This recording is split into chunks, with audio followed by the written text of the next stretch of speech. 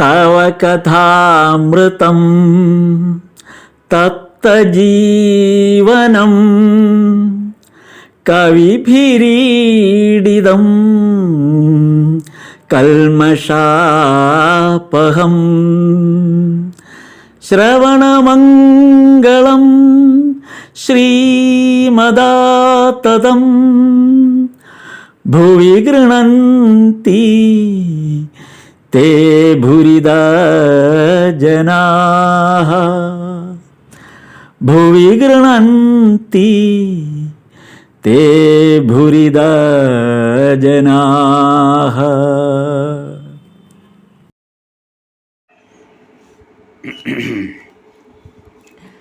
സ്ഥാപകായ ച ധർമ്മസ്യ സർവധർമ്മസ്വരൂപിണേ അവതാരവരിഷ്ഠായ രാമകൃഷ്ണായ തേ നമഃ.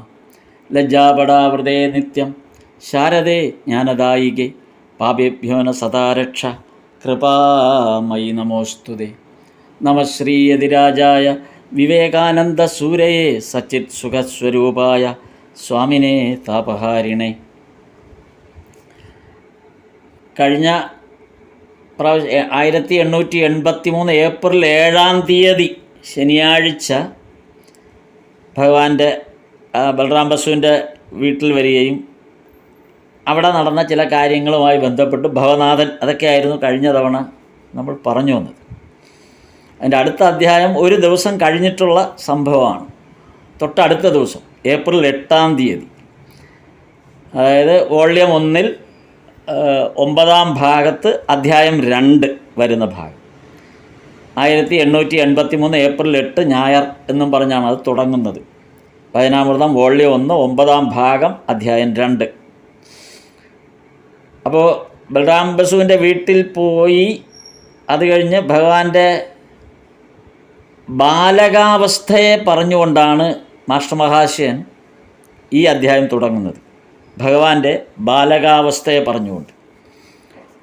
ബാലകാവസ്ഥ എന്ന് പറയാനായിട്ടുള്ളൊരു കാരണം, ശ്രീരാമകൃഷ്ണദേവന് രാവും പകലും കാളി മാതാവിനെ മാത്രം കണ്ടു കഴിയുന്ന ഒരു ശീലമാണ്. എപ്പോഴും അമ്മയെ കണ്ടുകൊണ്ടേയിരിക്കണം. അമ്മയിൽ നിന്ന് മാറി ഒരു നിമിഷം പോലും നിൽക്കുക എന്ന് പറയുന്നത് ഭഗവാനെ സംബന്ധിച്ച് വളരെ ബുദ്ധിമുട്ടുള്ളൊരു കാര്യമാണ്. ഏത് സമയത്തും അമ്മയെ അമ്മയെ അമ്മയെ എന്നിങ്ങനെ പറഞ്ഞുകൊണ്ടേയിരിക്കും, വിളിച്ചുകൊണ്ടേയിരിക്കും. അപ്പോൾ അമ്മയെ കാണാതെ അടങ്ങാതിരിക്കുന്ന ഒരു ബാലൻ്റെ അവസ്ഥയാണ്, ഒരു കുട്ടി. മാസ്റ്റർ മഹാശയൻ ആ ഒരു രീതിയിലാണ് അത് അവതരിപ്പിക്കുന്നത്. ഒരു കുഞ്ഞിന് തൻ്റെ അമ്മയിൽ നിന്ന് അധിക നേരം മാറി നിൽക്കാൻ പറ്റില്ല. ഉടനെ തന്നെ വീണ്ടും അമ്മയുടെ അടുത്തേക്ക് ഓടണം, അല്ലെങ്കിൽ അമ്മയെ കാണണം. അപ്പോൾ ആ ഒരു അവസ്ഥയിലാണ് എപ്പോഴും ഈ അമ്മയുടെ കൂടെ നിൽക്കുക എന്നുള്ള ആ ഒരു ബാലൻ്റെ അല്ലെങ്കിൽ ഒരു കുഞ്ഞിൻ്റെ അവസ്ഥയിലാണ് ശ്രീരാമകൃഷ്ണദേവൻ എപ്പോഴും. പെട്ടെന്ന് ആ ചുറ്റുപാടുമുള്ള കാര്യങ്ങൾ മറന്ന് നേരെ അമ്മയിലേക്ക് അങ്ങ് പോകും, അല്ലെങ്കിൽ അമ്മയുടെ അടുത്തേക്ക് പോകും. മനസ്സുകൊണ്ട് പലപ്പോഴും അമ്മയുടെ അടുത്തേക്ക് പോകും. അങ്ങനെയാണ് ഈ സമാധി അവസ്ഥ കൂടെ ശ്രീരാമകൃഷ്ണദേവൻ എപ്പോഴും ഇത് വരും. അമ്മയെക്കുറിച്ചുള്ള ഓർമ്മ എപ്പോഴും വന്നുകൊണ്ടിരിക്കും. അമ്മയെക്കുറിച്ച് ഓർമ്മ വരുമ്പോഴേക്കും സമാധി അവസ്ഥയിൽ. അതിപ്പോൾ കൽക്കട്ടയിലായാലും ശരി, എവിടെയാണെങ്കിലും ശരി, ഭഗവാനെ സംബന്ധിച്ചിടത്തോളം ഏത് സമയത്തും അമ്മയെ കാണണം എന്നുള്ള ഒരേ ഒരു ചിന്തയായതുകൊണ്ടാണ് ഈ ബാലകാവസ്ഥ എന്ന് മാസ്റ്റർ മഹാശയൻ ഇവിടെ ഇത് സൂചിപ്പിക്കാൻ കാരണം. എന്നാൽ ഈ അവസ്ഥയ്ക്ക് ശ്രീരാമകൃഷ്ണദേവൻ ഇക്കാര്യത്തിൽ ഒരു കാലമെന്നോ പ്രായമോ ഭേദമോ ഒന്നുമില്ല. ശ്രീരാമകൃഷ്ണദേവൻ്റെ ആ ഒരു ഇതൊന്നും ബാധിക്കുന്നില്ല. ഏത് കാലത്താണെന്ന് ബാധിക്കുന്നില്ല, ഏത് പ്രായമാണെന്ന് ബാധിക്കുന്നില്ല, ഇതൊന്നും ബാധിക്കുന്നില്ല. ഈ ഒരു മാനസികാവസ്ഥയിൽ തുടരുന്നതിന് ഇത്തരം പരിഗണനകളൊന്നും ഭഗവാനില്ല എന്നുള്ളതാണ്. അതിന് പ്രത്യേകിച്ച് നമ്മൾ വചനാമൃതം വായിക്കുമ്പോൾ മനസ്സിലാകുന്നൊരു കാര്യം, സ്ത്രീയുടെ മാതൃത്വ അവസ്ഥയെയാണ് ശ്രീരാമകൃഷ്ണദേവൻ എപ്പോഴും തൻ്റെ സംഭാഷണങ്ങളിൽ ഏറ്റവും കൂടുതൽ പറഞ്ഞിട്ടുള്ളത്. ഭഗവാൻ ഉപയോഗിച്ചിട്ടുള്ള ആ ഉദാഹരണങ്ങൾ ഭക്തന്മാരോട് സംസാരിക്കുമ്പോഴെല്ലാം, ആധ്യാത്മിക വിഷയങ്ങൾ സംസാരിക്കുമ്പോഴൊക്കെ തന്നെ എപ്പോഴും മാതൃത്വത്തെക്കുറിച്ചാണ്, അതുമായി ബന്ധപ്പെട്ട ഉദാഹരണങ്ങളാണ് ഭഗവാൻ ഏറ്റവും കൂടുതൽ ഉപയോഗിച്ചിരിക്കുന്നത്. അതായത് നമുക്ക് അറിയാവുന്ന കുറേ നോക്കാം. അമ്മ മീൻ കറി വെക്കുമ്പോൾ എന്നാൽ മക്കൾക്ക് പ്രത്യേകം കൊടുക്കുന്നു. ഇതാണ് ഒരു ഉദാഹരണം. അല്ലെങ്കിൽ അമ്മ അടുക്കളയിൽ പണിയെടുത്തുകൊണ്ടിരിക്കുമ്പോൾ മുറ്റത്ത് കളിക്കുന്ന കുട്ടി ആ കളിപ്പാട്ടത്തോടുള്ള താല്പര്യം മാറുമ്പോൾ പെട്ടെന്ന് അമ്മയെന്ന് കരയുമ്പോൾ അമ്മ ഓടി വന്നെടുക്കുന്നു. അതുപോലെ തന്നെ വീട്ടിൽ ജോലിക്കാരിയായി നിൽക്കുന്ന സ്ത്രീ ആ വീട്ടുടമയുടെ മക്കളെ തൻ്റെ മക്കളാണെന്നുള്ള ധാരണയിൽ തന്നെയാണ്, അല്ലെങ്കിൽ ആ ഒരു ഉറച്ച വിശ്വാസത്തിലാണ് ആ വീട്ടിൽ ജീവിക്കുന്നത്. ഏത് നിമിഷം പുറത്തേക്ക് പോകണമെന്ന് തോന്നുന്നു, അല്ലെങ്കിൽ ആ വീട്ടിൽ നിന്ന് പറഞ്ഞു വിടുമോ അന്ന് അവിടെ നിന്നൊരു പെട്ടി പോലും എടുക്കാൻ പറ്റാതെ ഈ മക്കളാണെന്ന് ധരിച്ചവരെ എല്ലാം വിട്ടിട്ട് ഒറ്റയ്ക്ക് പോകേണ്ടിയും വരും. അപ്പോൾ ഇതുപോലെ മാതൃത്വാവസ്ഥയെയാണ് ഭഗവാൻ ഏറ്റവും കൂടുതലായിട്ട് തൻ്റെ ഉദാഹരണങ്ങളിൽ എപ്പോഴും ഉപയോഗിച്ചുകൊണ്ടിരിക്കുന്നത്. കാരണം അത് കാളിമാതാവുമായിട്ട് എപ്പോഴും ആ മാതാവിൻ്റെ ആ സന്നിധാനത്തിലാണ് മനസ്സെപ്പോഴും. ഈ മാതാവ് എന്നുള്ള ആ ഒരു സങ്കല്പത്തിലാണ് ഭഗവാൻ എല്ലാവരോടും സംസാരിക്കുന്നത്. കാരണം ഭഗവാൻ തന്നെ പറയുന്നുണ്ട്, ജഗദീശ്വരിയാണ് അമ്മ. അപ്പോൾ ഈ ശരീരത്തിന് ജന്മം നൽകുമ്പോഴാണ്, അതായത് ഒരു ശരീരത്തിന് സ്ത്രീ എന്ന് പറയുന്നത് ജഗദീശ്വരിയാണ്. ഒരു ശരീരത്തിന് ജന്മം നൽകുമ്പോഴാണ് അത് ജനനിയാകുന്നത്. ശ്രീരാമകൃഷ്ണദേവൻ്റെ ഡിസ്ക്രിപ്ഷനാണ്. അതുകൊണ്ട് അമ്മേ എന്ന് വിളിച്ചാൽ ശ്രീരാമകൃഷ്ണദേവൻ ഉടനെ സമാധിയിലാവും. ജനനി എന്നുള്ള ആ ഒരു സങ്കല്പത്തിലാണ് കാളിമാതാവിനെയും ഭഗവാൻ കാണുന്നത്. അതുകൊണ്ട് അമ്മേ എന്ന് വിളിക്കുമ്പോൾ ആ സെക്കൻഡിൽ ഭഗവാൻ സമാധിയിൽ ലയിക്കും. ശ്രീരാമകൃഷ്ണദേവ ഒരിക്കൽ ഒരു സംഭവം നടന്നത്, ശ്രീരാമകൃഷ്ണദേവൻ്റെ പാദങ്ങൾ തടവിക്കൊണ്ടിരിക്കെ ശാരദാദേവി ഒരിക്കൽ ഭഗവാനോട് ചോദിച്ച ഒരു സന്ദർഭമുണ്ട്, അങ്ങ് എന്നെ എങ്ങനെയാണ് കരുതുന്നത് എന്ന്. അപ്പോൾ ശ്രീരാമകൃഷ്ണദേവൻ അതിന് പറഞ്ഞ മറുപടി, ദക്ഷിണേശ്വരം ക്ഷേത്രത്തിൽ ഇരുന്നരുളുന്നതും എൻ്റെ ഈ ശരീരത്തിന് ജന്മം നൽകിയതും ഇപ്പോൾ എൻ്റെ ഈ കാലുകൾ തടവിക്കൊണ്ടിരിക്കുന്നതും ഒരേ ശക്തി സ്വരൂപിണിയാണ്, കാളി മാതാവ് തന്നെയാണ്. ഈ മൂന്നവസ്ഥയെയും ശ്രീരാമകൃഷ്ണദേവൻ ഒരേ സാഹചര്യത്തിൽ ഒരേപോലെയാണ് കാണുന്നത്, അമ്മയായിട്ടാണ് കാണുന്നത്. ഇത് ഭഗവാൻ പറഞ്ഞ ഒരു ശാരദാദേവിയോട് പറഞ്ഞ ആ ഒരു മറുപടിയാണത്. കൂടാതെ നമ്മൾ ഈ അത് ഭഗവാൻ തന്നെ അതിന് ഈ അമ്മ അപ്പോൾ എങ്ങനെയാണ് കരുണാമയിയാകുന്നത്, അമ്മ എങ്ങനെയാണ് മക്കളോട് പെരുമാറുന്നത് എന്നും കൂടെ ഭഗവാൻ ഇവിടെ അതിനെക്കുറിച്ചൊന്ന് വിശദീകരിക്കുന്നുണ്ട്. അതായത് നമ്മൾ പരക്കം പാഞ്ഞ് നടക്കുന്നത് കണ്ടാലേ അമ്മയ്ക്ക് നമ്മളോട് ദയ തോന്നുള്ളൂ. നമ്മൾ പരക്കം പായുന്നത് അമ്മയ്ക്ക് കാണണം, അപ്പോഴേ അമ്മയ്ക്ക് ദയ തോന്നുള്ളൂ. അതുവരെ അമ്മ ഒളിഞ്ഞിരിക്കുകയായിരിക്കും. ഇങ്ങനെയുള്ള മാതൃത്വത്തിൻ്റെ ഭാവത്തിനാണ് മഹാമായ എന്ന് പറയുന്നത്. അതായത് നമ്മളെ ഇങ്ങനെ ഇട്ട് പരക്കം പായിച്ചുകൊണ്ടിരിക്കും. അപ്പോൾ മഹാമായയുടെ കളി എന്ന് പറയുന്നത് ഈ വിധത്തിലാണ്. ഈ ശക്തി സ്വരൂപിണിയായ അമ്മയിൽ നമ്മൾ ശരണാഗതനാകണം, അല്ലെങ്കിൽ ശരണാഗതരാകണം. ഈ ശക്തി സ്വരൂപിണിയായ അമ്മയിൽ നമ്മൾ ശരണാഗതരാകണം. ആദ്യം ശക്തി സ്വരൂപിണിയായ അമ്മയെ പ്രസന്നയാക്കണം. ഭഗവാന്റെ വാക്കുകളാണ്. ആ മഹാമായ വാതിൽ തുറന്നു തന്നാൽ മാത്രമേ നമുക്ക് അകത്ത് പോകാൻ പറ്റൂ.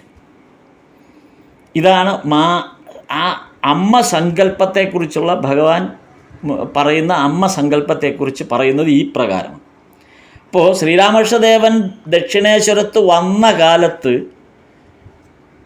ഈ വന്ന സന്ദർഭത്തിൽ ആദ്യമായി അവിടെ പൂജാകാര്യങ്ങൾക്കായി ദക്ഷിണേശ്വരത്ത് വന്നപ്പോൾ ഭഗവാൻ തന്നെ പറഞ്ഞ്, ഞാൻ അമ്മയുടെ കാളിമാതാവിൻ്റെ ദാസിയായ ആ ദാസ്യഭാവത്തിലായിരുന്നു ആദ്യം.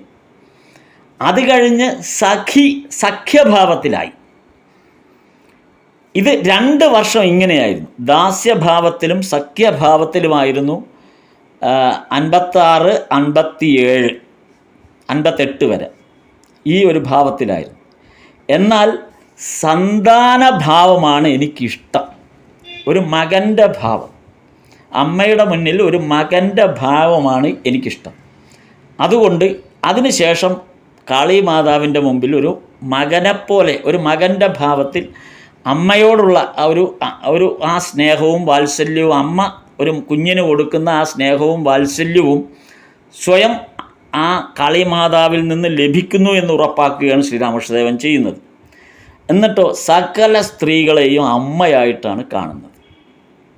ഇതാണ് ഈ 2-ാം അധ്യായത്തിൻ്റെ തുടക്കത്തിൽ ഈ 2-ാം അധ്യായം തുടങ്ങുമ്പോൾ ഈ തുടക്കത്തിൽ മാസ്റ്റർ മഹാശയൻ എഴുതിയിരിക്കുന്നത് ഈ ഒരു വിഷയത്തിലേക്കാണ് മാസ്റ്റർ മഹാശയൻ നമ്മെ കൊണ്ടുപോകുന്നത്.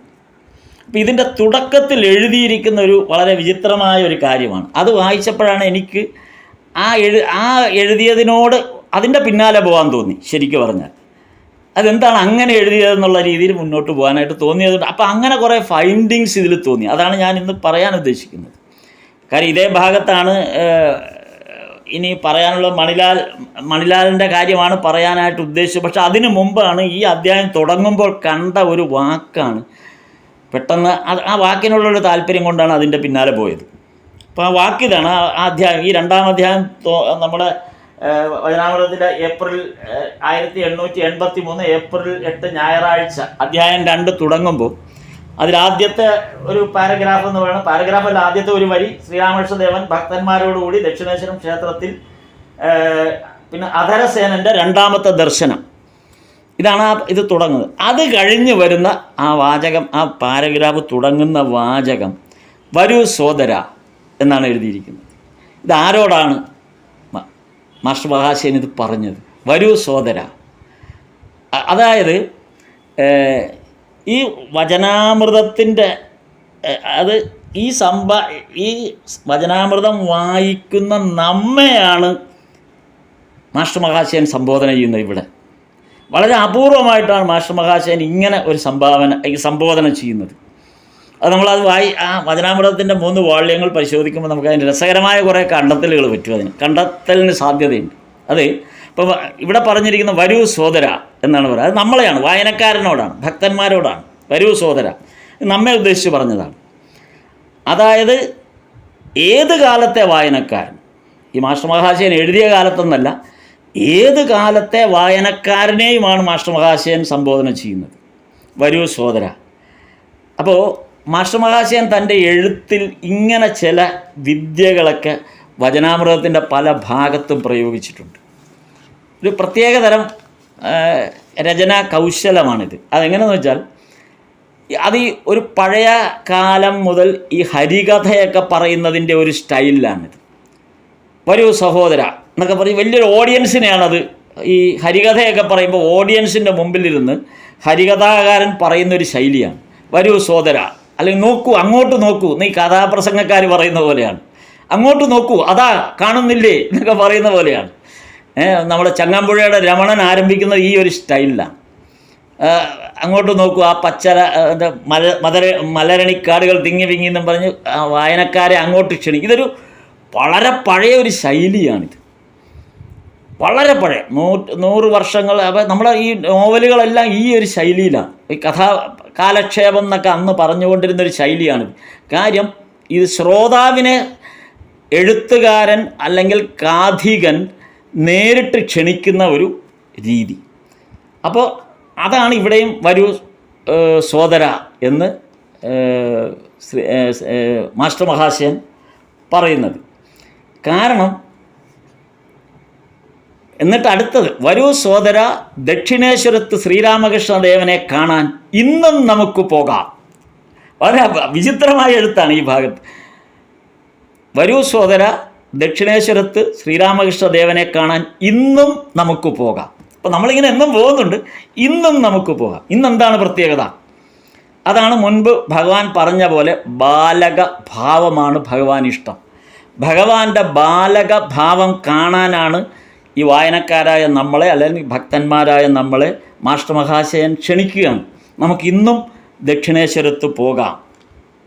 എന്നിട്ട് ആ ഭാഗം ഈ 2-ാം അധ്യായം തുടങ്ങുമ്പോൾ അതിൻ്റെ 2-ാമത്തെ പാര തുടങ്ങുന്നിടത്ത് ചൈത്രമാസം, അതിൻ്റെ നാളും തീയതിയൊക്കെ കൃത്യമായി അവിടെ പറയുന്നുണ്ട്. ചൈത്രമാസം 26-ാം തീയതി, ബംഗാളി മാസം വെച്ചാണ് പറയുന്നത്. നേരത്തെ ഇംഗ്ലീഷ് മാസം വെച്ചാണ് അത്.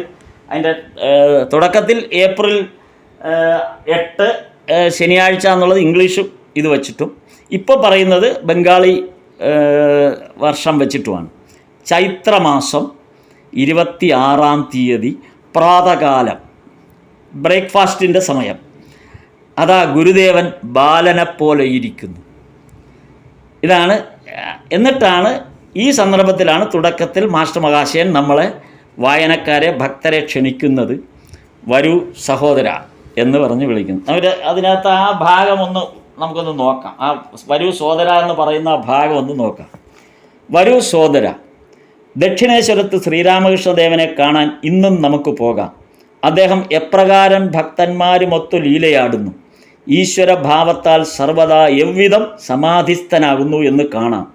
ചിലപ്പോൾ സമാധിയിൽ, ചിലപ്പോൾ കീർത്തനാനന്ദ ലഹരിയിൽ, ചിലപ്പോൾ സാധാരണ മനുഷ്യരെപ്പോലെ ഭക്തന്മാരുമായി സംഭാഷണത്തിൽ ഒക്കെ കാണാം. എല്ലാം നമുക്ക് കാണാം. നമ്മളെ കൂട്ടിക്കൊണ്ടുപോവുകയാണ് മാസ്റ്റർ മഹാശയൻ അങ്ങോട്ട്. എല്ലാം നമുക്ക് കാണാം. ശ്രീമുഖത്തിൽ ഈശ്വര കഥയല്ലാതെ ഒന്നുമില്ല. നമ്മളോടാണ്, വായനക്കാരോടാണ് ഈ ഭാഗത്ത് മുഴുവൻ മാസ്റ്റർ മഹാശയൻ പറയുന്നത്. ശ്രീമുഖത്തിൽ ഈശ്വര കഥയല്ലാതെ ഒന്നുമില്ല. മനസ്സെപ്പോഴും അന്തർമുഖം, പെരുമാറ്റം 5 വയസ്സായ ബാലനെപ്പോലെ. ഓരോ നിശ്വാസത്തിൻ്റെയും കൂടെ അമ്മയുടെ തിരുനാമം ജപിക്കുന്നു. അമ്മേ അമ്മേ അമ്മേ എന്നുള്ള അത് വിളിച്ചുകൊണ്ടേയിരിക്കുന്നു. അഹങ്കാരം തീരെയില്ല.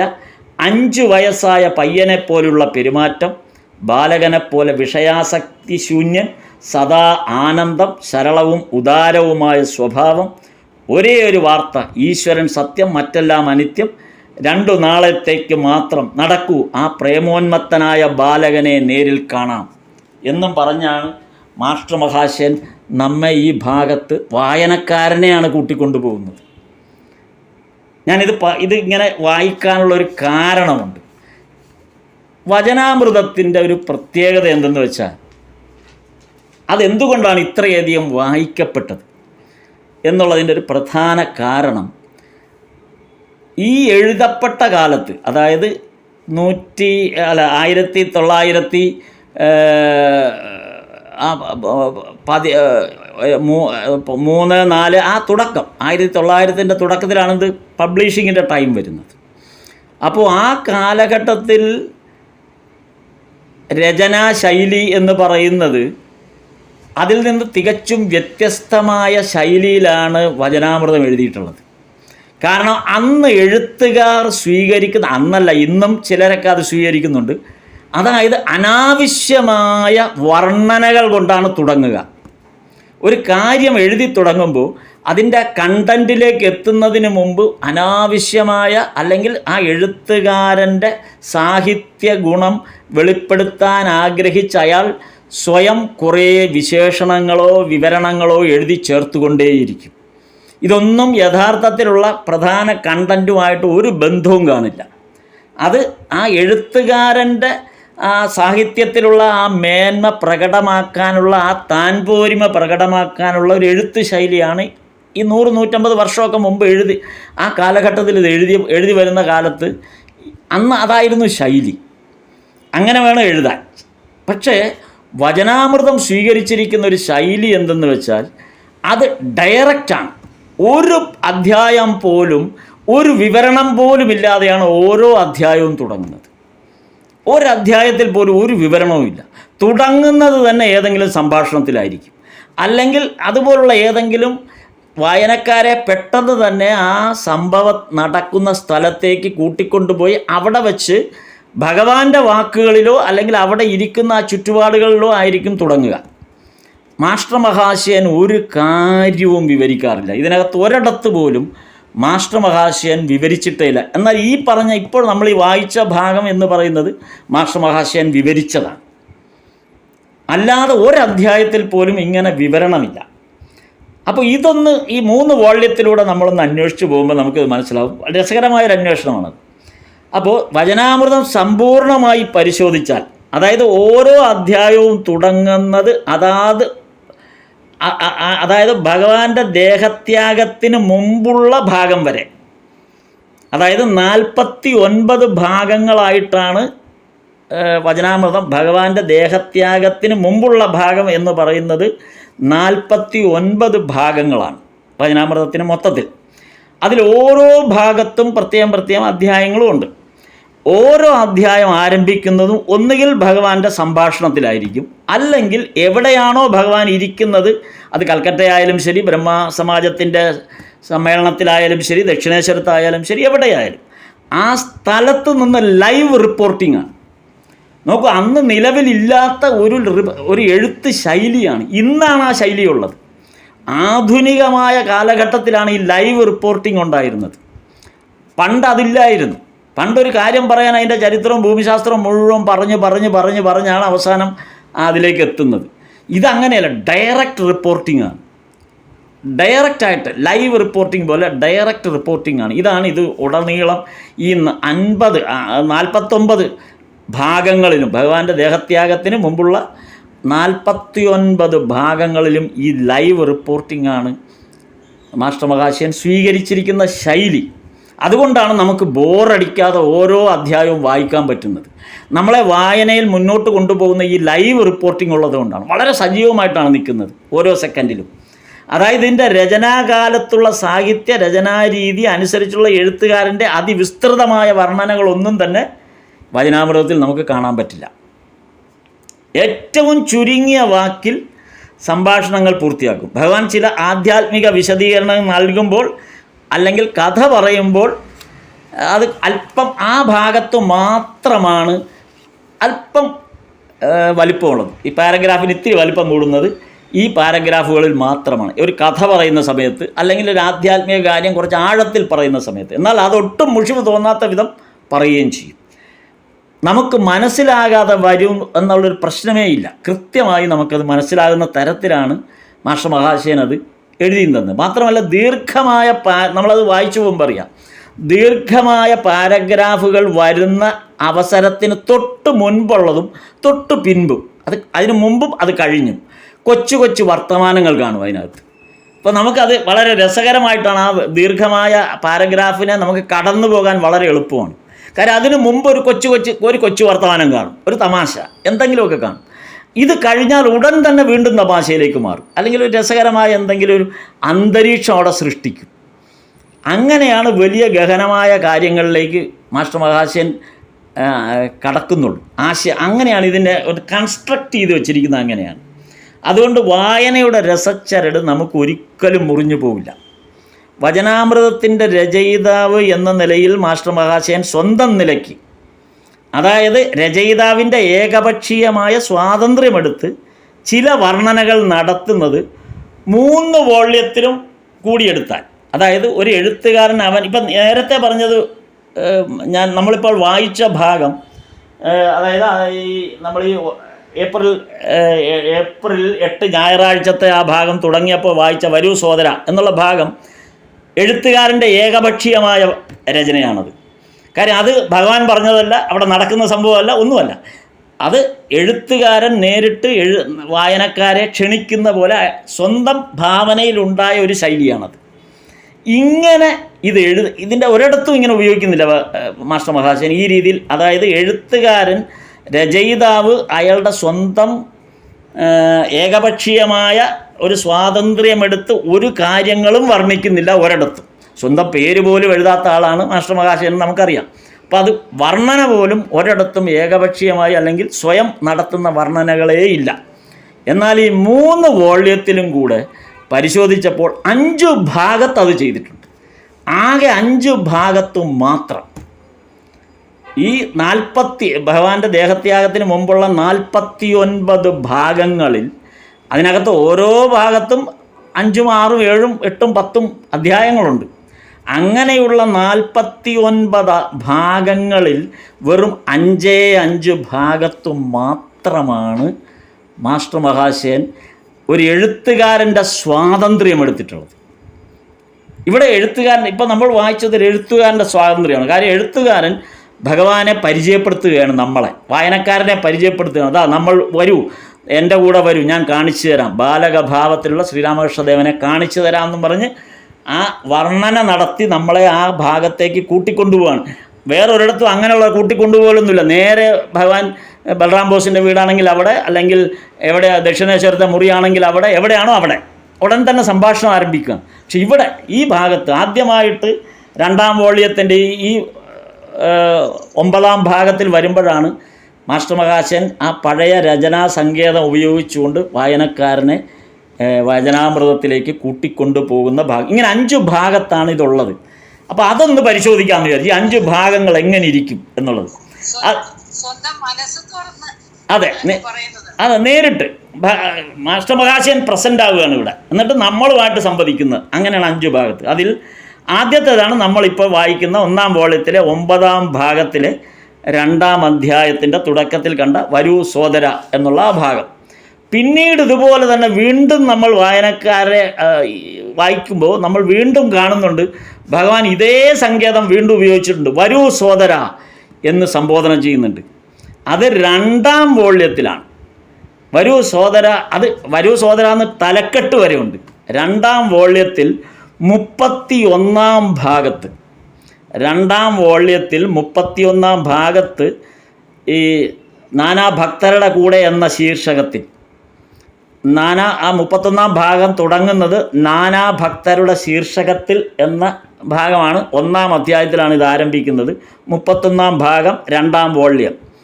അവിടെ ഈ 1-ാം അധ്യായം തുടങ്ങുമ്പോൾ ആ തുടങ്ങുന്ന ഇത് വരൂ സോദര എന്ന് തന്നെയാണ് അവിടത്തെയും ടൈറ്റിൽ കൊടുത്തിരിക്കുന്നത്. ആ അധ്യായത്തിൻ്റെ ടൈറ്റിൽ പോലും വരൂ സോദര മാനവജന്മം സഫലമാക്കി ചെയ്യാം, അതാണ് ടൈറ്റിൽ കൊടുത്തിരിക്കുന്നത്. ഇത് 2-ാം ഭാഗത്ത് 31-ാം ഭാഗത്ത് അവിടെയും മാസ്റ്റർ മഹാശയൻ തൻ്റെ സ്വാതന്ത്ര്യം എടുത്തിട്ടുണ്ട്. അപ്പോൾ അവിടെ എന്താണ് ഈ സ്വാതന്ത്ര്യം എടുക്കാനുള്ള കാരണം എന്നുള്ളതാണ് പിന്നെ നമ്മൾ നോക്കിയത്. അപ്പോൾ അവിടെ വരുന്നത് വരൂ സോദര വീണ്ടും അദ്ദേഹത്തെ ദർശിക്കാൻ പോകാം. ഇവിടെയും പറയുന്നുണ്ട് 2-ാം വോള്യത്തിൽ, അതായത് 1884 ഒക്ടോബർ 24 നമ്മൾ നേരത്തെ കണ്ടത് 1883 ഏപ്രിൽ 8 ഇത് 84 ഒക്ടോബർ 28. അവിടെയും വീണ്ടും പറയുന്നു വരൂ സോദര വീണ്ടും അദ്ദേഹത്തെ ദർശിക്കാൻ പോകാം. ഏകപക്ഷീയമായിട്ട് ആ എഴുത്തുകാരൻ്റെ സ്വാതന്ത്ര്യം എടുത്ത് മാസ്റ്റർ മഹാശയൻ, ആ എഴുത്തുകാരൻ ഇവിടെ മുന്നോട്ട് വരികയാണ്. അമ്മയെ അല്ലാതെ മറ്റൊന്നും അറിയാത്ത ആ ബാലകനെ, ഇവിടെയും നോക്കൂ, ഈ ഭാഗത്തും മാസ്റ്റർ മഹാശയൻ ഫോക്കസ് ചെയ്യുന്നത് ഭഗവാന്റെ ബാലക ഭാവത്തെയാണ്. നമ്മൾ ഈ 1-ാം വോള്യത്തിൽ കണ്ടതും ആ ബാലക ഭാവത്തെ ഭഗവാൻ ഏറ്റവും കൂടുതൽ പ്രത്യക്ഷപ്പെടുന്നത്, അതായത് വായനക്കാർക്ക് മുമ്പിൽ പ്രത്യക്ഷപ്പെടുമ്പോഴെല്ലാം ഈ ബാലക ഭാവത്തിലാണ്. മറ്റൊന്നും അറിയാത്ത ആ ബാലകനെ, മഹാപുരുഷനെ കാണാൻ പോകാം. മാസ്റ്റർ മഹാശയൻ നമ്മളോടാണ് പറയുന്നത്, വരൂ സോദര വീണ്ടും അദ്ദേഹത്തെ ദർശിക്കാൻ പോകാം. അമ്മയെ അല്ലാതെ മറ്റൊന്നും അറിയാത്ത ബാലകനെ, ആ മഹാപുരുഷനെ കാണാൻ പോകാം. അദ്ദേഹം നമുക്ക് വേണ്ടി ദേഹം ധരിച്ചു വന്നിരിക്കുകയാണ്. ഇത് നമ്മളോടാണ് പറയുന്നത്. ദേഹം ധരിച്ചു വന്നിരിക്കുകയാണ്. ക്ലേശകരമായ ഈ ജീവിത സമസ്യയ്ക്ക് പരിഹാരം കാണേണ്ടതെങ്ങനെയെന്ന് അദ്ദേഹം അരുളി ചെയ്യും. വരൂ നമുക്കത് കേൾക്കാൻ പോകാം എന്ന് വായനക്കാരനോടാണ് സംബോധന ചെയ്യുന്നത് മാസ്റ്റർ മഹാശയൻ. സന്യാസിക്കും പറഞ്ഞു കൊടുക്കും. എങ്ങനെയൊക്കെയാണ് ഭഗവാൻ ചെയ്യുന്നതെന്ന് നമ്മളെ അറിയിക്കുകയാണ്. നേരത്തെ നമ്മളെ അങ്ങോട്ട് കൂട്ടിക്കൊണ്ട് പോകാൻ പോവുകയാണ് മാസ്റ്റർ മഹാശയൻ. എന്നിട്ട് നമ്മളെ മുൻകൂട്ടി ഒരു വിവരണം തരികയാണ് ഇതിനെക്കുറിച്ച്. സന്യാസിക്കും പറഞ്ഞു കൊടുക്കും, ഗൃഹസ്ഥനും പറഞ്ഞു കൊടുക്കും. അവിടെ വാതിൽ ഏതു നേരവും തുറന്നു കിടക്കുന്നു. ദക്ഷിണേശ്വരം കാളിക്ഷേത്രത്തിൽ അദ്ദേഹം നമ്മയും കാത്തിരുന്നരുളുന്നു. നടക്കൂ നടക്കൂ, അദ്ദേഹത്തെ ചെന്ന് കാണണം, വേഗം വരൂ എന്ന് വിളിക്കുകയാണ് മാസ്റ്റർ മഹാശയൻ. എത്ര ഭംഗിയായിട്ടാണ് ഇവിടെ അത്, വളരെ അപൂർവമായിട്ടാണ് ഇങ്ങനെ മാസ്റ്റർ മഹാശയൻ കൈവിട്ടിട്ട് സ്വയം മുന്നോട്ട് കയറി ആവേശം കൊണ്ടുവരുന്നത്. അങ്ങനെ 5 ഭാഗത്താണ് മാസ്റ്റർ മഹാശയൻ ആവേശം കൊണ്ടത്. ഇത് എഴുതി വരുമ്പോൾ അത് നമുക്ക് എഴുതി വരുമ്പോൾ ആ ഭാഗത്ത് കാണാനും പറ്റും. ഇതാണ് ഒരു ഭാഗത്ത് വരുന്നത്. പിന്നീട് മുന്നോട്ട് പോകുമ്പോൾ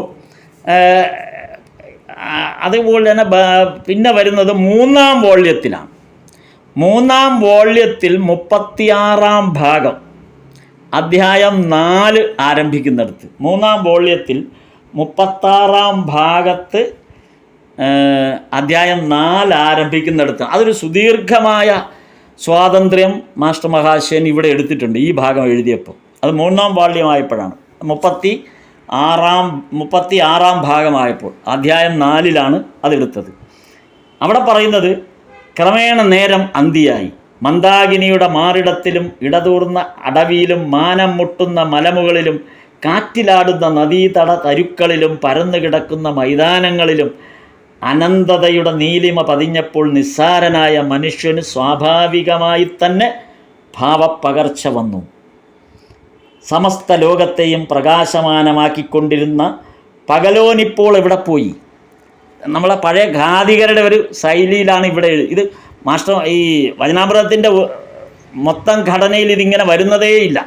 എന്നാൽ ഇടയ്ക്ക് ഇങ്ങനെ മാസ്റ്റർ മഹാശയൻ 5 അടുത്ത് വന്നതിൽ ഇതിപ്പം 3-ാമത്തെ ഭാഗത്താണ് നമ്മളിങ്ങനെ കാണുന്നത്. സമസ്ത ലോകത്തെയും പ്രകാശമാനമാക്കിക്കൊണ്ടിരുന്ന പകലോനിപ്പോൾ എവിടെ പോയി?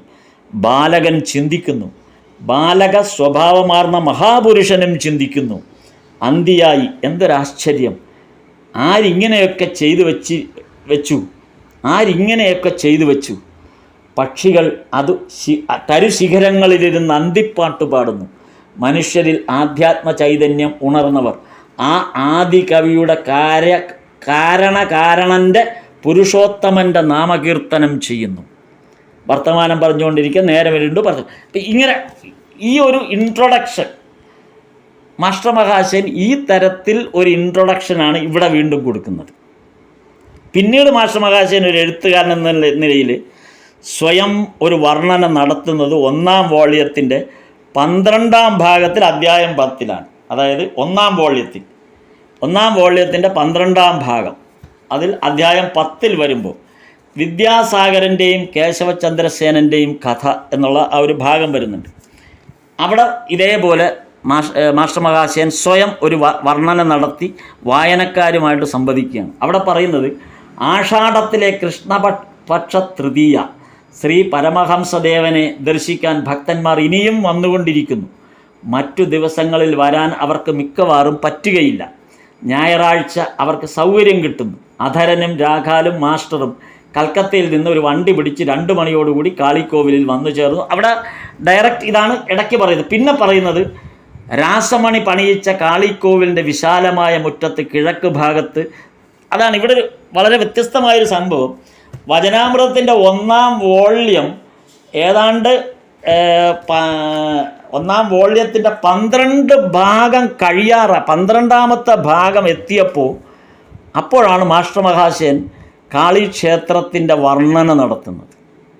തുടക്കത്തിൽ കാളിക്ഷേത്രത്തിൽ തുടങ്ങുമ്പോൾ കാളിക്ഷേത്രത്തിൻ്റെ ആ പൂന്തോട്ടം കാണാനായിട്ട് പോയി എന്ന് മാത്രമാണ്. പക്ഷെ ഒരു വർണ്ണന അവിടെ എന്ത് കണ്ടു എന്ന് മാസ്റ്റർ മഹാശയൻ വർണ്ണിക്കുന്നതേയില്ല.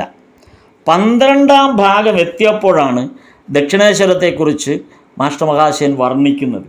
രാധാകാന്ത ക്ഷേത്രവും ശ്രീ ഭവതാരിണി ക്ഷേത്രവും പടിഞ്ഞാറ് വശത്ത് 12 ശിവക്ഷേത്രങ്ങൾ. ശിവമന്ദിര നിരയുടെ നേർവടക്കാണ് ശ്രീ പരമഹംസദേവൻ്റെ മുറി.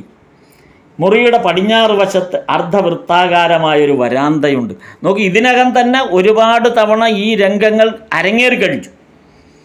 ഭക്തന്മാർ വന്നതും പോയതും സംസാരമുണ്ടായതും എല്ലാം കഴിഞ്ഞ 11 ഭാഗങ്ങളിലും 1-ാം വോള്യത്തിൻ്റെ 11 ഭാഗങ്ങൾ കടന്നു പോകുമ്പോഴും മാസ്റ്റർ മഹാശയൻ വിവരിച്ചു കഴിഞ്ഞു. എന്നിട്ട് 12-ാം ഭാഗത്തിലെത്തിയപ്പോഴാണ് മാസ്റ്റർ മഹാശയൻ ആ ചുറ്റുപാടുകളെ ഒന്ന് വിവരിക്കുന്നത്. മുറിയുടെ പടിഞ്ഞാറ് വശത്ത് അർദ്ധവൃത്താകാരമായൊരു വരാന്തയുണ്ട്. അദ്ദേഹം അവിടെ വന്ന് പടിഞ്ഞാട്ട് തിരിഞ്ഞു നിന്ന് ഗംഗാദർശനം ചെയ്യുന്നു. ഗംഗയിൽ നിന്നുള്ള മതിൽക്കെട്ടിനും വരാന്തയ്ക്കും ഇടയ്ക്കുള്ള പറമ്പിൻ തുണ്ടിലാണ് അമ്പലത്തിൻ്റെ പൂന്തോട്ടം. പൂന്തോട്ടത്തിന് നീളം വളരെയുണ്ട്. തെക്ക് പറമ്പിൻ്റെ അതിർത്തി വരെ, വടക്ക് പഞ്ചവടി വരെയും. ഈ പഞ്ചവടിയിലാണ് ശ്രീരാമകൃഷ്ണൻ തപസ്സനുഷ്ഠിച്ചത്. കിഴക്ക് അമ്പലവളപ്പിൻ്റെ 2 പടികൾ വരേക്കും ഗുരുദേവൻ്റെ മുറിയുടെ അടുത്ത് ഗന്ധരാജൻ മുതലായ പലതരം പൂച്ചെടികൾ. മുറിയുടെ ചുമരിന്മേൽ ദേവന്മാരുടെ ചിത്രങ്ങൾ. അക്കൂട്ടത്തിൽ പത്രോസ് വെള്ളത്തിൽ താഴുന്നതും യേശു അദ്ദേഹത്തിൻ്റെ കൈക്ക് പിടിച്ച് പൊക്കുന്നതുമായ ചിത്രവുമുണ്ട്. കൂടാതെ ബുദ്ധദേവൻ്റെ ഒരു ശിലാമൂർത്തിയുമുണ്ട്. ശ്രീരാമകൃഷ്ണൻ ചെറു കട്ടിലിൽ വടക്കോട്ട് മുഖമായി ഇരിക്കുന്നു. അപ്പം ഇത്രയും കടന്നു വന്നതിന് ശേഷമാണ് ഈ വർണ്ണന, അതായത് ആദ്യം വർണ്ണിക്കേണ്ടതാണിത്. ശരിക്കും ദക്ഷിണേശ്വരത്തെക്കുറിച്ച് ആദ്യമാണ് വർണ്ണിക്കേണ്ടത്. കാര്യം സാധാരണഗതിയിൽ അങ്ങനെയാണല്ലോ.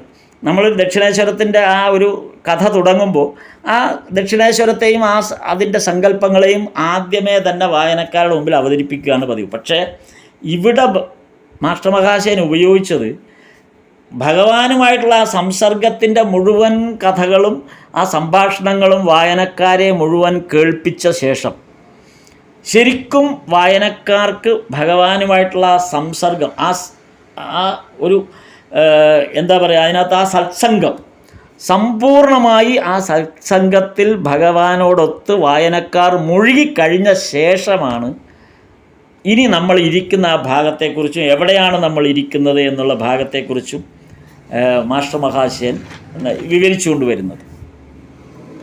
ഇനി ഇത് രണ്ടാം വോള്യത്തിൽ 31-ാം ഭാഗത്ത് ഇതുപോലെ ഇനി പിന്നെ വരുന്ന ഇനി ഒരേ ഒരു ഭാഗത്തൂടെ ഇത്തരം ഒരു വിവരണം വരുന്നുള്ളൂ. അത് രണ്ടാം വോള്യത്തിൽ 31-ാം ഭാഗം അധ്യായം 4, രണ്ടാം വോള്യത്തിൽ 31-ാം ഭാഗം അധ്യായം 4. ഇവിടെ മാസ്റ്റർ മഹാശയൻ വചനാമൃതത്തിൻ്റെ ഇതിൻ്റെ ഒരു വ്യത്യാസം എന്തെന്ന് വെച്ചാൽ, വചനാമൃതത്തിൻ്റെ ഒരു 31-ാം ഭാഗം അധ്യായം 4, ഈ രണ്ടാം വോള്യത്തിലാണിത്.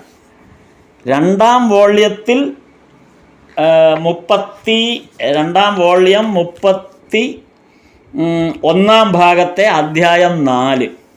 ഇവിടെ ഈ ഒരു ഭാഗത്ത് ഈ അധ്യായം 4-ൽ ഈ 31-ാം ഭാഗത്തെ അധ്യായം 4-ൽ വചനാമൃതം എന്താണ് എന്നുള്ളതിൻ്റെ സംക്ഷിപ്ത വിവരണം ഈ ഒറ്റ ഇൻട്രോയിലാണ് കൊടുത്തിരിക്കുന്നത്. വചനാമൃതം ആകപ്പാടെ എന്താണ് നമ്മൾ അതായത് നമ്മളിപ്പോൾ 1-ാം വോള്യം വായിച്ചു കഴിഞ്ഞ് 2-ാം വോള്യത്തിൻ്റെ ഏകദേശം 1/4 പങ്ക് കഴിഞ്ഞിരിക്കുകയാണ്. ഇത് വായിക്കുന്ന തുടർച്ചയായി വായിക്കുന്ന ഒരു സാധകനെ സംബന്ധിച്ചിടത്തോളം 1-ാം വോള്യം വായിച്ചു കഴിഞ്ഞ് 2-ാം വോള്യത്തിൻ്റെ 1/4 പങ്കും കടന്നു വന്നു കഴിഞ്ഞു. ആ 2-ാം വോള്യം അവസാനിക്കാറായ ഭാഗത്താണ് മാസ്റ്റർ മഹാശയൻ വചനാമൃതത്തിൻ്റെ ആകത്തുക എന്ത് എന്ന് പറഞ്ഞു വെക്കുകയാണ്. അതിങ്ങനെയാണ് പറഞ്ഞിരിക്കുന്നത്. ആ ഭാഗത്ത് പറയുന്നുണ്ട്, അത് ഗൃഹസ്ഥാശ്രമത്തെക്കുറിച്ചാണ്, നമ്മളെപ്പോലുള്ള ഗൃഹസ്ഥാശ്രമികൾക്കും വേണ്ടിയാണ്. ശ്രീ മഹിമാചരൻ മുതലായ ഭക്തന്മാരിരുന്ന് ശ്രീരാമകൃഷ്ണ ദേവൻ്റെ ഹരികഥാമൃതം പാനം ചെയ്യുന്നു. ആ സൂക്തങ്ങൾ വിവിധ വർണ്ണങ്ങളിലുള്ള മണികളും രത്നങ്ങളുമാകുന്നു. ആർക്ക് എത്ര സാധിക്കുമോ അത്രയും സമ്പാദിക്കുന്നു. പക്ഷേ മടി നിറഞ്ഞുപോയി അതിൻ്റെ ഭാരം കൊണ്ടാണെന്ന് തോന്നുന്നു. ആർക്കും എഴുന്നേൽക്കാൻ തോന്നുന്നില്ല. ഈ കേൾക്കുന്ന വചനാമൃതം എന്ന് പറയുന്ന ആ മുത്തുകളും രത്നങ്ങളും മടിയിൽ സ്വീകരിച്ച്, അത് മുത്തുകളും രത്നങ്ങളുമാണ് ഭഗവാൻ പറയുന്ന ആ വചനാമൃതം. അതും സ്വീകരിച്ചു മടിയുടെ ഘനം കൂടി. അതുകൊണ്ട് എന്തു പറ്റി? ആ കേൾക്കാനിരിക്കുന്നവർക്ക് എഴുന്നേൽക്കാൻ പറ്റുന്നില്ല. ആർക്കും എഴുന്നേൽക്കാൻ ഒക്കുന്നില്ല. ചെറുപാത്രങ്ങൾ ഇനി അവയിൽ കൊള്ളുകയുമില്ല. ഈ ഭഗവാനിൽ നിന്ന് മുത്തുകളും രത്നങ്ങളും ഇങ്ങനെ പൊഴിഞ്ഞുകൊണ്ടിരിക്കുകയാണ്. അദ്ദേഹത്തിൻ്റെ മൊഴിമുത്തുകൾ, ആ രത്നങ്ങൾ, ആ ഉപദേശാമൃതം ഇങ്ങനെ നമ്മുടെ നമ്മളിലേക്ക് ഇങ്ങനെ ചൊരിഞ്ഞുകൊണ്ടിരിക്കുകയാണ്. ഇത് സ്വീകരിക്കാൻ പാകത്തിന് അളവുള്ള ഒരു പാത്രം പോലും നമ്മുടെ കയ്യിലില്ല. ആ പാത്രം അത്ര ചെറുതാണ്. അതുകൊണ്ട് എന്തു പറ്റി? ചെറുപാത്രങ്ങൾ ഇനി അവയിൽ കൊള്ളുകയില്ല. സൃഷ്ടി ആരംഭിച്ചത് മുതൽ മനുഷ്യൻ്റെ മനതാരിൽ എന്തെല്ലാം പ്രശ്നങ്ങൾ ഉദയം ചെയ്തിട്ടുണ്ടോ അവയ്ക്കെല്ലാം പരിഹാരം ഇവിടെ ലഭിക്കുന്നു. സൃഷ്ടിയുടെ തുടക്കം മുതൽ ഇന്ന് വരെ എന്തെങ്കിലും പ്രശ്നങ്ങൾ ഉണ്ടായിട്ടുണ്ടെങ്കിൽ, എന്ത് പ്രശ്നം ഉദിച്ചിട്ടുണ്ടെങ്കിലും അതിനെല്ലാം പരിഹാരമാണ് വചനാമൃതം എന്നാണ് ഇവിടെ പറഞ്ഞിരിക്കുന്നത്. പിന്നെ അടുത്ത് പറയുന്നതോ, പത്മലോചനൻ, നാരായണ ശാസ്ത്രി, ഗൗരി പണ്ഡിതൻ, ദയാനന്ദ സർ തുടങ്ങിയ ശാസ്ത്രവേത്തകളായ പണ്ഡിതന്മാർ അത്ഭുതപരന്തരായി പോയിരിക്കുന്നു. അങ്ങനെ അതായത് ആ കാലത്ത് വന്നിട്ടുള്ള പല ശാസ്ത്ര പണ്ഡിതന്മാരും ഇതെല്ലാം കേട്ട് അത്ഭുതപരന്തരായിട്ട് പോയിട്ടുണ്ട്. അങ്ങനെ ആ കാര്യങ്ങളെല്ലാം പറഞ്ഞതിന് ശേഷം ഇനി ആ സാഹചര്യം കൂടെ വിവരിക്കുകയാണ്. നമ്മളിത് പല സന്ദർഭങ്ങളിലായി വിവരിച്ച സാഹചര്യങ്ങളാണ്. പക്ഷേ ഇതിനെല്ലാം കൂടെ ഒന്ന് സംക്ഷിപ്തമായിട്ട് ഈ ഭാഗത്ത് മഹേന്ദ്രനാഥ് ഗുപ്ത പറയുന്നത്, മാസ്റ്റർ മഹാശയൻ പറയുന്നത്, അതിനുശേഷം ഇംഗ്ലീഷ് പഠിച്ച കേശവചന്ദ്രസേനൻ മുതലായ പണ്ഡിതരും ശ്രീരാമകൃഷ്ണനെ കണ്ട് വിസ്മയ വിവശരായി. ഇംഗ്ലീഷ് പഠിച്ചിട്ടുള്ളവർ പോലും അവിടെ വന്ന് വിസ്മയ വിവശരായി. എന്തൊരാശ്ചര്യം! നിരക്ഷരനായ ആൾ ഈ വക കാര്യങ്ങൾ പറയുന്നത് എങ്ങനെ? ഒരു നിരക്ഷരൻ ഇതൊക്കെ എങ്ങനെയാണ് പറയുന്നത് എന്ന് അവർ ആശ്ചര്യപ്പെടുകയാണ്. ഇതെല്ലാം സാക്ഷാൽ യേശുക്രിസ്തു പറയാറുള്ള കഥകൾ. നാടൻ ഭാഷ ഓരോരോ കഥകൾ വഴി കാര്യം പറഞ്ഞ് മനസ്സിലാക്കുന്നു. ഇവിടെ ഒരു പ്രശ്നമുള്ളത്, ഈ മാസ്റ്റർ മഹാശയൻ്റെ ഒരു പ്രശ്നം, അല്ലെങ്കിൽ അന്നത്തെ കാലത്തെ നമ്മുടെ സാംസ്കാരിക സാംസ്കാരികപരമായി ചിന്തിക്കുന്നവരുടെ ഒരു വലിയ പ്രശ്നമാണ് ഈ ഭാഗത്ത് വരുന്നത്. കാര്യം മാസ്റ്റർ മഹാശയൻ ഈ വചനാമൃതത്തിൻ്റെ പല ഭാഗങ്ങളും സ്വീകരിച്ചിരിക്കുന്ന, അല്ലെങ്കിൽ ഇതിൻ്റെ രചനാശൈലി സ്വീകരിച്ചതോ അല്ലെങ്കിൽ ഇതിൻ്റെ ഒരു കണ്ടൻറ്റിൻ്റെ ഡിസൈൻ രൂപീകരിച്ചതെല്ലാം ബിബ്ലിക്കൽ ഫോമിലാണ്. അതുകൊണ്ടാണ് യേശു ക്രിസ്തുവുമായിട്ടുള്ള ഉദാഹരണങ്ങൾ ഇടയ്ക്കിടയ്ക്കിടയ്ക്ക് വരും. കാരണം ഈ ബ്രഹ്മസമാജത്തിൻ്റെ ഭാഗമായി അക്കാലത്ത് നിന്നിരുന്ന എല്ലാവരും തന്നെ നമുക്കറിയാവുന്ന പോലെ ഇംഗ്ലീഷുകാരുടെ ഒരു സ്വാധീനത്തിലാണ് അന്നത്തെ ആധ്യാത്മികമായ ഒരു സത്സംഗം നടക്കുന്നത്. ഒരു ചർച്ചിൻ്റെ രൂപത്തിലാണ്. ഒരു ചർച്ചിൽ എങ്ങനെയാണോ ഒരു വർഷിപ്പ് നടക്കുന്നത്, ആ ഒരു ഘടനയിലാണ് ബ്രഹ്മസമാജംകാരും തുടർന്നു വന്നിരുന്നത്. വേഷങ്ങളിലെല്ലാം, അതായത് നമ്മൾ മുമ്പ് ബ്രഹ്മസമാജത്തിൻ്റെ കാര്യങ്ങൾ പറഞ്ഞപ്പോൾ നമ്മളത് കണ്ടതാണ്. അപ്പോൾ അതെല്ലാം അങ്ങനെയാണ്. അതുകൊണ്ട് മാസ്റ്റർ മഹാശയനെ സംബന്ധിച്ചിടത്തോളം മാസ്റ്റർ മഹാശയനും ഇവിടെ സ്വീകരിച്ചിരിക്കുന്നത് ആ ഒരു ചർച്ചിൻ്റെ ഒരു ഘടനയിലേക്കാണ്. അതാണ് പറഞ്ഞത്. ഇങ്ങനെ ഒരു ഉദാഹരണം ഇവിടെ പറയാൻ കാരണം, ഇതെല്ലാം സാക്ഷാൽ യേശുക്രിസ്തു പറയാറുള്ള കഥകൾ, നാടൻ ഭാഷ, ഓരോരോ കഥകൾ വഴി കാര്യം പറഞ്ഞ് മനസ്സിലാക്കുന്നു. അതായത് ബൈബിളിൽ എങ്ങനെയാണോ കാര്യങ്ങൾ പറഞ്ഞ് വിശദീകരിച്ചത് അതേപോലെ തന്നെയാണ് എന്നാണ് മാസ്റ്റർ മഹാശയൻ ഇവിടെ സൂചിപ്പിക്കുന്നത്. കാര്യം അന്നത്തെ കാലത്ത് ഇംഗ്ലീഷ് ഭരണത്തിൻ്റെ സ്വാധീനം എത്രമാത്രമാണ് നമ്മുടെ നാട്ടിൽ ഉണ്ടായിരുന്നത് എന്നുള്ളത് കൊണ്ടാണ് മാസ്റ്റർ മഹാശയനെ പോലുള്ള ഒരാൾ പോലും അങ്ങനെ ആ ഒരു ഘടന സ്വീകരിക്കേണ്ടത്. അങ്ങനെ അറിയാവും. ഒരു പുസ്തകം എന്ന് പറയുമ്പോൾ ആ ഒരു ഘടനയിൽ മാത്രം, ഇംഗ്ലീഷുകാരുടെ ഒരു സ്റ്റൈലിലല്ലാതെ നമുക്ക് സ്വതന്ത്രമായ ഒരു പുസ്തക ശൈലി നമുക്ക് സ്വരൂപിക്കാൻ, ഒരു സ്വതന്ത്രമായ ശൈലി നമുക്ക് സ്വരൂപിക്കാൻ അന്ന് കഴിഞ്ഞിരുന്നില്ല. അതുകൊണ്ടാണ് ഈ ഭാഗത്ത് മാസ്റ്റർ മഹാശയൻ അങ്ങനെ ഒന്നും എടുക്കാറ്. പിന്നെ അത് തന്നെ പറയുന്നുണ്ട്, സ്ത്രീകൾക്കും ബാലന്മാർക്കും അനായാസമായി മനസ്സിലാക്കുന്നു, പുരുഷന്മാർക്കും സ്ത്രീകൾക്കും ബാലന്മാർക്കും അനായാസമായി ഗ്രഹിക്കാൻ തക്കവാറ് യേശു പിതാവേ പിതാവേ എന്ന് വിളിച്ച് ഉന്മത്തനായി ഇദ്ദേഹം അതിനു പകരം അമ്മേ അമ്മേ എന്ന് വിളിക്കുന്നു. അപ്പോൾ യേശു ബൈബിളിൽ ഉള്ള ആ ശൈലി തന്നെയാണ് ഇതിനകത്ത് ഉപയോഗിച്ചിരിക്കുന്നത് എന്നുള്ളതാണ് ആ എഴുത്തിൻ്റെ ശൈലിയെക്കുറിച്ച്. കാര്യം അത് അന്നത്തെ ഇംഗ്ലീഷ് വിദ്യാഭ്യാസത്തിൻ്റെയും ഇംഗ്ലീഷ് ഭരണത്തിൻ്റെയും സ്വാധീനം നമ്മുടെ നാട്ടിൽ ഭാരതീയരിൽ എത്രമാത്രം ഉണ്ടായി എന്നുള്ളതിൻ്റെ ഒരു പ്രകടമായ തെളിവ് കൂടിയാണ് മാസ്റ്റർ മഹാശയൻ ഇങ്ങനെ ഒരു കുറിപ്പ് ഇവിടെ എഴുതാൻ കാരണം. അല്ലെങ്കിൽ അങ്ങനെ എഴുതാൻ പറ്റും, എങ്കിലേ ഇത് മനസ്സിലാവുകയുള്ളൂ. കാരണം ഭഗവാൻ അമ്മേ അമ്മേ അമ്മേ എന്ന് വിളിക്കുമ്പോൾ അതിനെ എങ്ങനെയാണ് ഒരു സോദാഹരണം അവതരിപ്പിക്കേണ്ടത് എന്ന് പറയുമ്പോൾ ഈ ബിബ്ലിക്കൽ ഫോമിൽ മാത്രമാണ് മാസ്റ്റർ മഹാശയൻ ഇത് സമൂഹത്തെ ബോധ്യപ്പെടുത്താൻ പറ്റും. കാര്യം അന്നത്തെ ശീലം അതായിപ്പോയി. അതുകൊണ്ടാണ് മാസ്റ്റർ മഹാശയൻ അങ്ങനെ ഒരു കാര്യം പറഞ്ഞത്. പിന്നെ അതാണ് അവിടുത്തെ ആ ഇൻട്രോയിലുള്ള ഇതാണ് ഇതിനകത്ത് മാസ്റ്റർ മഹാശയൻ സ്വതന്ത്രമായി എടുത്തിട്ടുള്ള ഒരു ഭാഗമാണിത്. കാരണം ഇത് ശ്രീരാമകൃഷ്ണദേവൻ പറഞ്ഞതോ ശ്രീരാമകൃഷ്ണദേവനുമായിട്ടുള്ള ആ ഒരു ഘടനയിൽ വന്നതോ ഉള്ള ഭാഗമേ അല്ല. ഇത് മാസ്റ്റർ മഹാശയൻ സ്വയം എഴുതിയതാണ്. ഇങ്ങനെ 5 ഭാഗത്ത് മാത്രമാണ് മാസ്റ്റർ മഹാശയൻ ഈ വചനാമൃത രചനയിൽ സ്വയം സ്വാതന്ത്ര്യമെടുത്തിട്ടുള്ളൂ. വേറെ ഒരിടത്ത് പോലും മാസ്റ്റർ മഹാശയൻ ഈ സ്വയം എഴുതിയിട്ടില്ല. എല്ലാം ശ്രീരാമകൃഷ്ണദേവൻ എവിടെ പറഞ്ഞു തുടങ്ങുന്നു അവിടെ വെച്ചാണ് തുടങ്ങുന്നത്. ശ്രീരാമകൃഷ്ണദേവൻ്റെ വാക്കുകളായിട്ട് മാത്രമാണ് ബാക്കി എല്ലാ ഭാഗങ്ങളും തുടങ്ങിയിട്ടുള്ളത്.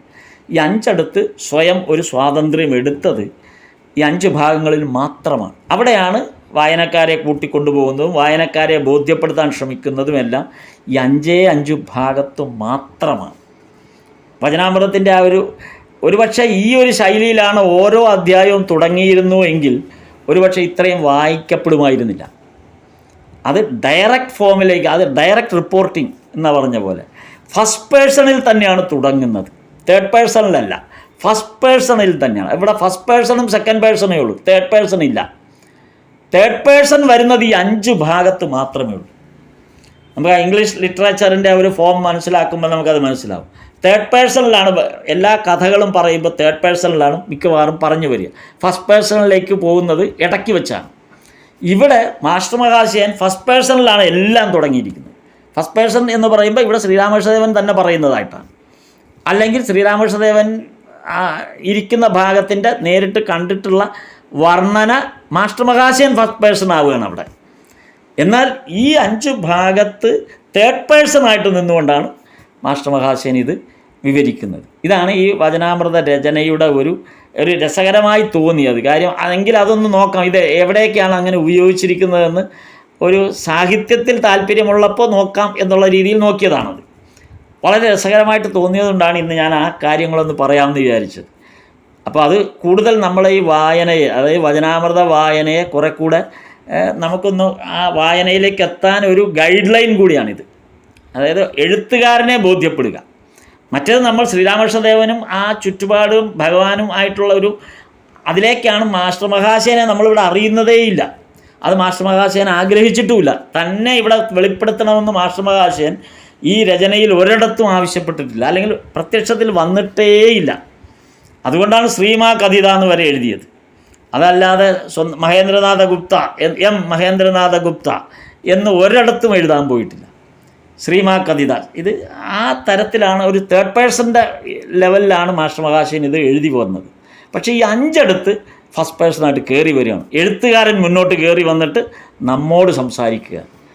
ആ സംസാരിക്കുന്നതിലാണ് ആ കാലഘട്ടത്തിൽ ആ ഇംഗ്ലീഷ് ഭരണം ഉള്ളതുകൊണ്ട് നമ്മുടെ എഴുത്തിനെ വരെ, അല്ലെങ്കിൽ നമ്മുടെ ആധ്യാത്മികതയെ വരെ എങ്ങനെയാണ് ഇംഗ്ലീഷ് സംസ്കാരം നമ്മുടെ ആ ബാധിച്ചത് എന്നുള്ളതിൻ്റെ ഒരു പ്രത്യക്ഷ ഉദാഹരണമാണ് നമ്മളിപ്പോൾ അവസാനം കണ്ട ഭാഗം, ആ എഴുതിയ ഭാഗം. കാര്യം അത് ബിബ്ലിക്കൽ തീമിനെ എടുത്തിട്ട് അതിൻ്റെ ഒരു ഫോർമാറ്റിലേക്ക് തൻ്റെ രചനാശൈലി കൊണ്ടുവന്നു എന്ന്, അല്ലെങ്കിൽ അതുപോലെയാണ് എന്ന് വായനക്കാരെ ബോധ്യപ്പെടുത്തുകയാണ് മാസ്റ്റർ മഹാശയൻ. ഇന്നത് വായിക്കുമ്പോൾ നമുക്കതിൻ്റെ ആവശ്യമില്ല, കാര്യം നമുക്കത് ബോധ്യപ്പെടും. പക്ഷെ അന്നത്തെ കാലത്ത് ഈ കൃതി ഇങ്ങനെ വായിക്കുമ്പോൾ ആളുകൾക്ക് ബോധ്യപ്പെടണമെങ്കിൽ ഇതിനൊരു പ്രകടമായ രൂപം വേണം. ഇത് എവിടുന്ന് എങ്ങനെ വന്നു എന്നുള്ളതിൻ്റെ ഒരു പ്രകടമായ രൂപം വേണം. അതുകൊണ്ടാണ് മാസ്റ്റർ മഹാശയൻ ഈ സന്ദർഭത്തിൽ ഇത്തരമൊരു സങ്കേതം ഉപയോഗിച്ചു. വളരെ നോക്കൂ, ഇത് ഒരു സാധാരണ സ്കൂൾ അധ്യാപകൻ, ഒരു തരത്തിലും ഒരക്ഷരം പോലും നേരത്തെ എഴുതാത്ത ഒരാൾ, സാഹിത്യപരമായി ഒരു കാര്യത്തിലും ഇടപെടാത്ത ഒരാൾ, എനിക്ക് തോന്നുന്നില്ല നല്ലപോലെ വായന പോലും, അതായത് പൊതുവായന പോലും നന്നായിട്ടുള്ള ആളാണെന്ന് തോന്നുന്നില്ല. കാര്യം അങ്ങനെ പൊതുവായന ഉണ്ടായിരുന്ന ഒരാളായിരുന്നെങ്കിൽ ശ്രീരാമകൃഷ്ണദേവനെ നേരത്തെ അറിയുമായിരുന്നു, സിദ്ധു പരിചയപ്പെടുത്തേണ്ട ആവശ്യം വരില്ലായിരുന്നു. അപ്പം അതുപോലുമില്ല. ഈ സ്കൂൾ വിദ്യാഭ്യാസവും സ്കൂളിൽ പഠിപ്പിക്കുന്നത് സ്കൂൾ കെട്ടിടത്തിനകത്ത് മാത്രം നിറഞ്ഞു നിന്ന ഒരാളാണ്. അതിന് പുറത്തേക്കുള്ളൊരു ലോകം എന്താണെന്ന് മാസ്റ്റർ മഹാശയൻ ഒരിക്കലും അന്വേഷിച്ചിരുന്നില്ല. അങ്ങനെ അന്വേഷിച്ചിരുന്നെങ്കിൽ ശ്രീരാമകൃഷ്ണദേവനെ ആദ്യമായിട്ട് കണ്ട പോലെ വരില്ലായിരുന്നു. കാര്യം ഒരു സിദ്ധുവിൻ്റെ ആവശ്യം വരില്ലായിരുന്നു. ഇവിടെ ഒരു സിദ്ധുവിന് ആവശ്യം വന്നു. 2 പേരാളാണ് നമ്മൾ ഞാനിത് പലപ്പോഴും ഇങ്ങനെ ഓർത്തിട്ടുണ്ട്. 2 പേരോടാണ് നമ്മൾ കടപ്പെട്ടിരിക്കുന്നത്. ഒന്ന് സിദ്ധുവും മറ്റൊന്ന് വൃന്ദയും. ഈ 2 പേരും ഇല്ലായിരുന്നെങ്കിൽ ഒരുപക്ഷെ നമുക്ക് ഈ കൃതിയെ കിട്ടൂലായിരുന്നു. നമ്മെ ഇതിലേക്ക് കൊണ്ടുപോയ 2 പേരാണ്, ഒന്ന് സിദ്ധുവും ഒന്ന് വൃന്ദയും. വളരെ ഗംഭീര 2 കഥാപാത്രങ്ങളാണ് അവർ. അപ്പോൾ ആ തരത്തിലാണ് വചനാമൃതത്തിൻ്റെ ഒരു രചനാ ശൈലിയെക്കുറിച്ച് രസകരമായി തോന്നിയത് കൊണ്ടാണ് ഞാനിതിങ്ങനെ ഇങ്ങനെ പറയാൻ തോന്നിയത്. നിങ്ങൾക്കും അത് ഇഷ്ടപ്പെട്ടാൽ ആ രീതിയിൽ ചിന്തിച്ചു നോക്കാവുന്ന, ഇങ്ങനെ കുറേ ഭാഗങ്ങൾ ഇതിനകത്ത് ചിന്തിച്ചു നോക്കാവുന്നതാണ് ഇതിൻ്റെ ഓരോ ഭാഗത്ത്. ബാക്കി നമ്മൾ ഏതായാലും മല്ലികൻ്റെ ഭാഗമാണ് പറയാനിരുന്നത്, അത് അടുത്ത തവണ നമുക്ക് പറയാം. ഇത് ഇങ്ങനെ ഒരു രചനാശൈലി കണ്ടപ്പോൾ ഇപ്പോൾ പറയണമെന്ന് തോന്നിയുകൊണ്ട് അതിങ്ങനെ പറഞ്ഞു എന്ന് മാത്രം. സ്ഥാപകായ ച ധർമ്മസ്യ സർവധർമ്മസ്വരൂപിണേ അവതാരവരിഷ്ഠായ രാമകൃഷ്ണായ തേ നമഃ.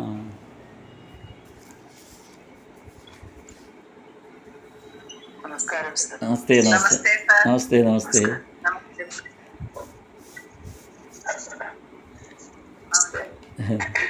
അങ്ങനെ വ്യത്യസ്തമായ പല കാര്യങ്ങളും ഞങ്ങൾക്ക് കാണിച്ചു തരുന്നതിന് വളരെ നന്ദിയുണ്ട്. നമ്മളത് ഓരോന്നിങ്ങനെ ഒന്നിൻ്റെ അകത്ത് വേറെ ഇങ്ങനെ നമുക്ക് തോന്നി വരുമ്പോൾ വളരെ രസകരമാണ്. ഇതൊരു വെറും വായന മാത്രമല്ലല്ലോ, നമ്മൾ ഇതിനകത്തുള്ള ഒരു ഇടപെടലുകളുടെ രീതി കൂടെ നമ്മൾ മനസ്സിലാക്കുന്നത്. കാര്യം ഇതിൻ്റെ ചരിത്ര പശ്ചാത്തലം കൂടെ നോക്കി നമ്മൾ കമ്പയർ ചെയ്യുമ്പോഴാണ് ഇതിൻ്റെ വായനയ്ക്ക് ഒരു രസം കയറുന്നത്. അതെ അതെ അതെ. കാരണം ഓരോ വാക്കും വളരെ ഗംഭീരമായിട്ടാണ് ഇതിനകത്ത് പലയിടത്തും ഉപയോഗിക്കുന്നത്. അതെ അതെ സമയം പോയത് അതെ. ശരി, അറിയില്ല. നാമം ചോദിക്കാം. ശാരദാദേവി നമഃ. ഓം ശ്രീ ശാരദാദേവി നമഃ. ഓം ശ്രീ ശാരദാദേവി നമഃ.